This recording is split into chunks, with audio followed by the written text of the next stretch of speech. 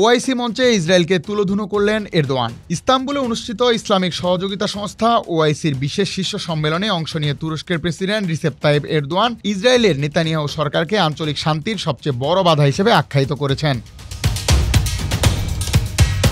Iran ও ইসরায়েলের চলমান সংঘাতের মধ্যে ২১ জুন শনিবার তুরস্কের ইস্তাম্বুলে মুসলিম দেশগুলোর সাথে আন্তর্জাতিক সংস্থা ওআইসির পররাষ্ট্রমন্ত্রী পর্যায়ের দুদিনব্যাপী শীর্ষ সম্মেলন শুরু হয়েছে। সম্মেলনের শুরুতেই বক্তব্য রাখেন সংস্থার অন্যতম প্রভাবশালী সদস্য দেশ তুরস্কের প্রেসিডেন্ট এরদোয়ান।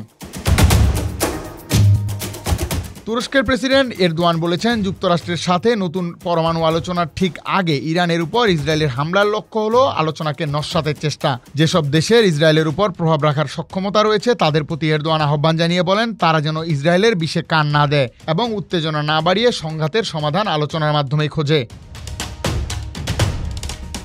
এদিকে গত ১৩ জুন ইসরায়েলি হামলা শুরু হওয়ার পর থেকে ইরানে কমপক্ষে ৪৩০ জন নিহত হয়েছেন এবং ৩৫০০ জন আহত হয়েছে বলে দেশটির স্বাস্থ্য মন্ত্রণালয়ের বরাত দিয়ে জানিয়েছে স্থানীয় নূর সংবাদ সংস্থা। রাজীব ইসলাম, বিডি আর্কাইভ।